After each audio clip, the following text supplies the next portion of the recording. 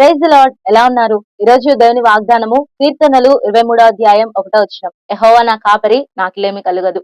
ఈ కీర్తన ఒక కాపరి ఇంకొక కాపరి గురించి రాస్తా ఉన్నాడు. భూ సంబంధమైన కాపరి అయిన దావీదు పర సంబంధమైన కాపరి అయిన దేవుని గురించి రాస్తా ఉన్నాడు. కాపరి యొక్క పరిస్థితి, కాపరి గొర్రెలను ఎలాగూ భద్రం చేస్తాడు, ఎలా పోషిస్తాడు, ఎలా నడిపిస్తాడు అని దావీదు కంటే బాగా ఎవరికి తెలియదేమో. ఎందుకంటే దావీదు ఈ కీర్తన అనుభవపూర్వకంగా రాస్తా ఉన్నాడు. గొర్రెలను ఎలా నడిపించాలి, ఎలాగా వాటికి ఆహారం పెట్టాలి, ఎలా వాటిని పోషించాలి, ఎలా వాటిని సరిచేయాలి, ఎలా దండించాలి, ఇవన్నీ కూడా తెలుసు. ఈ కాపరి ఎలాంటి వాడంటే పచ్చిక కలిగిన చోట్ల మనల్ని నడిపిస్తాడు. కిలోమీటర్ దూరంలో ఉన్నాయనుకోండి, ఈ మార్గంలో కాపరి గొర్రెల వెంటే ఉండి నడిపిస్తూ ఉంటాడు. అప్పుడు గొర్రెలు అనుకోవచ్చు, ఏంటి మా కాపరి ఇలా నడిపిస్తా ఉన్నాడు, కాళ్ళు నొప్పులు వస్తున్నాయి, పైన ఎండ ఉంది అనుకోవచ్చు. కానీ కాపరి ఒక ఉద్దేశంతో తీసుకెళ్తున్నాడు. నెమ్మదిగా అవి విశ్రాంతి పొందడానికి, సేద తీర్చబడడానికి ఒక పచ్చిక గల చోటు చూశాడు. ఆ చోటుకి తీసుకెళ్లే మార్గంలో ఆయన నడిపిస్తూ ఉన్నాడు. కొన్ని గొర్రెల్ని చూసారండి, గొర్రెని కాపరి భుజాన వేసుకొని తీసుకెళ్తా ఉంటాడు. ఒకవేళ నడవలేని పరిస్థితిలో ఉంటే భుజాన మోసుకొని పచ్చిక గల చోట్ల తీసుకెళ్తాడు.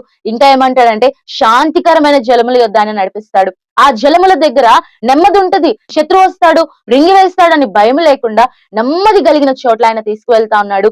అంతేకాదు, నా ప్రాణమునకు ఆయన సేద తీరుస్తా ఉన్నాడు. ఆ పచ్చిక గల చోట్లకు తీసుకెళ్లి ప్రాణానికి ఆయన సేద తీరుస్తాడు. తన నామమును బట్టి నీతి మార్గంలో నన్ను నడిపిస్తా ఉన్నాడు. మనము నీతిగా జీవిస్తే ఎలాంటి ఆశీర్వాదాలు పొందుకుంటామో గత వారం మనం చూసాము.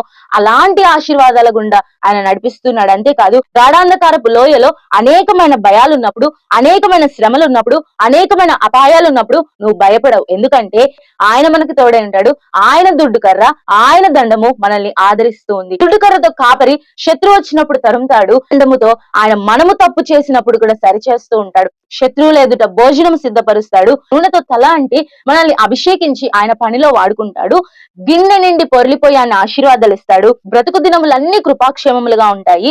చిరకాలము యెహోవా మందిరంలో నివాసం చేస్తాడు. అంటే భౌతిక సంబంధమైన ఆశీర్వాదము, పర సంబంధమైన ఆశీర్వాదము, ఆహారము, శాంతికరమైన జలములు, విశ్రాంతి, శత్రువు నుంచి మనకు వస్తున్న భయమును తొలగించటము దేవుడు చూసుకుంటా ఉన్నాడు.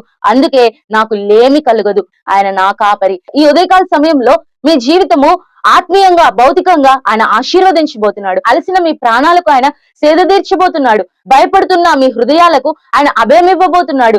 ఒకవేళ నువ్వు తప్పిపోతూ ఉంటే ఆయన సరిచేయబోతున్నాడు. ఒకవేళ శత్రువైన సాతాను వచ్చి నిన్ను మృంగబోతూ ఉంటే ఆయన నిన్ను భద్రపరచబోతున్నాడు. ఇన్ని ఆశీర్వాదాలు ఈ రోజు ఆయన నీకు ఇవ్వాలంటే ఆయన నీ కాపరిగా ఉండాలి. ఈ రోజు దేవుడు మన కాపరిగా ఉంటే నీ జీవితంలో ఏది కూడా కొదువై ఉండదు. యెహోవా నా కాపరి, నాకు లేమి కలుగదు. Praise the lord.